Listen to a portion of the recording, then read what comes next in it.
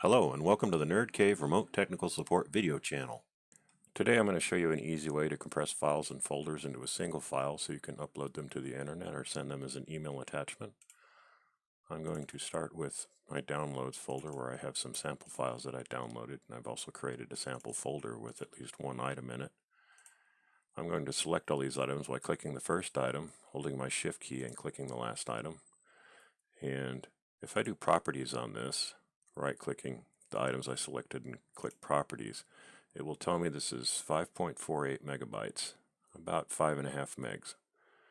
So I'm going to right-click it again, go down to Send To, and then click Compressed Zip Folder. I'm going to give it a name, Compressed File. Now that's done. You'll notice the compressed file is now 3.8, so not quite 50%, maybe 40, but if I go inside the compressed file, you'll see all the items I selected are now, there's a copy of them in here. Under sample folder, you'll see the test PDF, as well as test PDF and all the other sample files out here.